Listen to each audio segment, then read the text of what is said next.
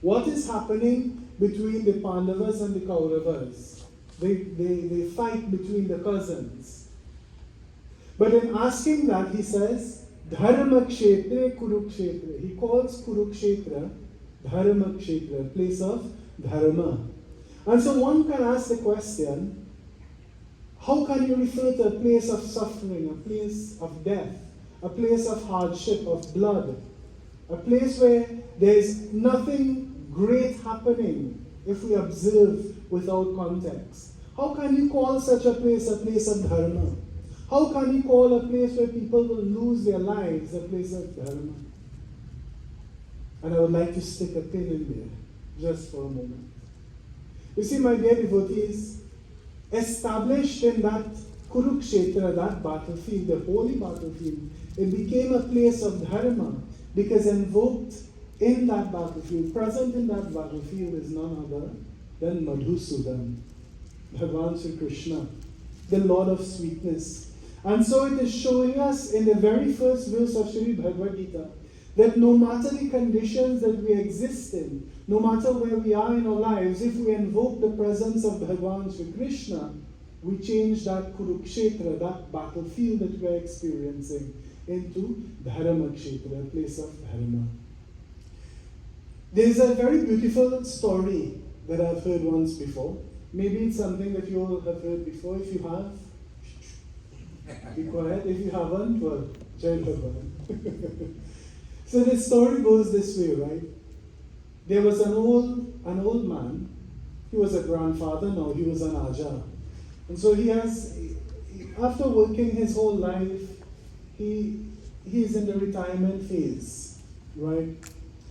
And so on a morning and an evening, when the sun is cool, he has this ritual. He has a nice rocker chair in his porch.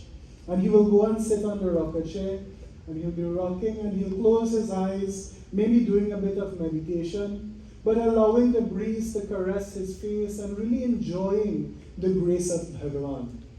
And so he would do this on a morning, and he would do this on an evening. So one day now, his little grandchild is coming. His grandson is coming. So the grandson is maybe 5, 6 years old, 4, 5, 6, somewhere around there. And you know that is the phase at which you get all the questions, right? 101 questions. So one day whilst the Aja is sitting in his rocker chair, rocking back and forth, the little grandson, he asked him, Aja, I have a question for you. He said, go ahead, Beta, tell me. And the grandson asks, he says, Aja, what goes on in your mind? What takes place in your mind? My dear devotees, better on the children to ask the hardest questions possible. The hardest questions to answer, right?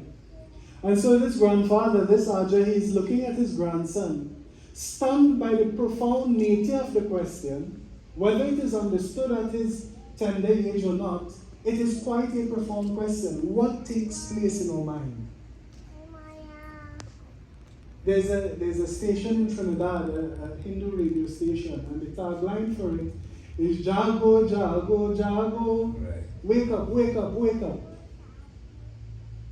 How many of us are alive? We have our eyes open physically, but the eyes of the mind is closed. It is asleep. So this Aja now, he's being prompted to think. It's a very thought-prompting question, thought-provoking question. And he's thinking, how can I explain what takes place in your mind to a little child? And so after some thought with his eyes closed, he told the child, he says, Beta, in your mind there are two wolves. There's a good wolf and there is a bad wolf. And these two wolves, they're always fighting with each other. The good one and the bad one. And that is what takes place in your mind. Things are always fighting against each other. Thoughts are always fighting against each other. So the grandson, he says, okay. And he says, Aja, I have one more question. He says, Aja, which one of the wolves will win? And so the Aja thought again and he said, Beta, well, whichever one you feed more in your mind, that is the one that will win. Right? My dear devotees, this is a very simple story. But if we juxtapose that lesson in that story to the dynamic that we are seeing here on the battlefield of Kurukshetra, it can be analogous to each other.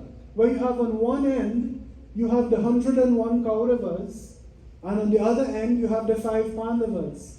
It's analogous to what takes place in our mind.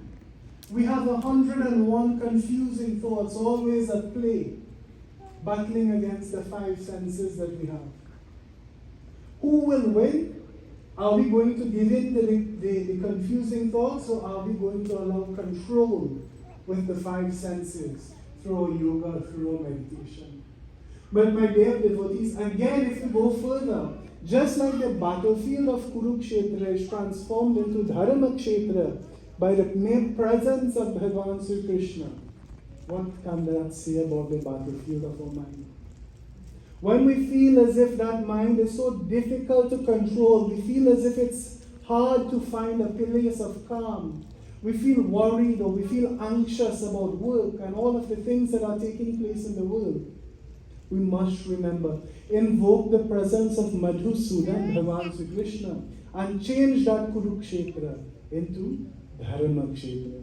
Prem se bolo Shri Vrindavan Bihari Lal ki jai. My dear devotees, if we move this katha a little bit into Sri Ramayana, into Sri Ramcharitmanas, there are a few verses that are of great value in my opinion. Let us join together in singing.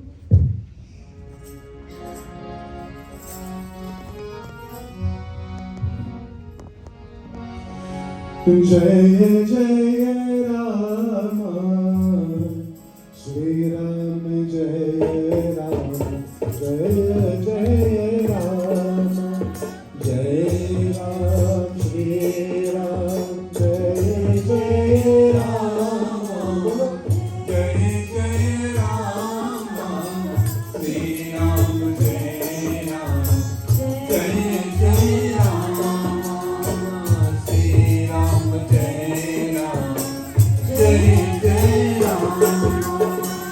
Binu satsang vivekan hoy, vivekan hoy, Ram kripa din shulaban soy. Shri Ram Jai Ram, Jai Jai Rama, Jai Jai Rama, Shri Ram Jai Ram, Jai Jai Rama, Shri Ram Jai Ram, Jai Jai Rama. Satsang Muda Mangala Mula, Satsang Muda Mangala Mula, Soi Balasi Sadhan Bula.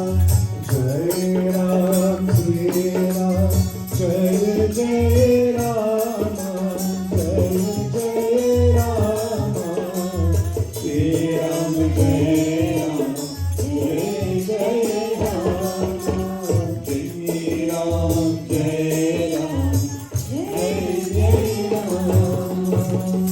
Prem se bolo Shri Syapati Ramachandra ki Jai.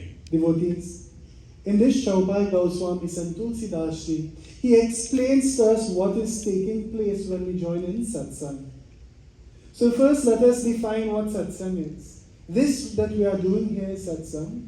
But Satsang by extension is a constructive convergence where you can converge with your family for a constructive meeting, a constructive conversation where some value can be gained that can then be applied to life. So satsang doesn't only need to occur here in the mandir, but satsang can also occur at our homes, in our car, at the dining table, once there is the appropriate features of that satsang. Why I ask this? He says, Goswami Santulsi Dashi tells us that satsang gives us wisdom. And then he goes on to say that wisdom that we gain from satsang, that constructive convergence, is the thing that yields happiness. But more so, he says, satsang is only ever possible through Ram Kripa, through the blessings of Prabhu Sri Ram. So my dear devotees, if we ask ourselves, how did we come here this morning? Why did we come to Mandir this morning?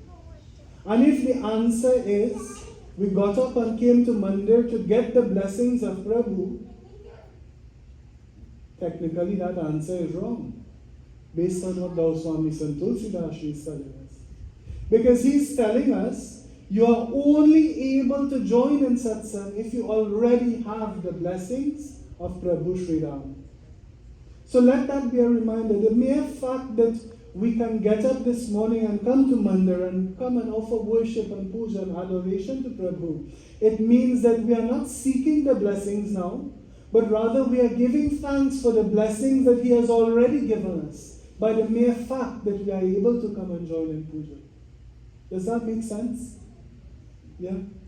Prem se bolo Shri Sitapati Ramachandra ki jai. My dear devotees, that is our little message for our katha this morning. At this time as well, we have Pandit Rohan with us. So I would ask you, Panditji, to please lend us a few words of wisdom.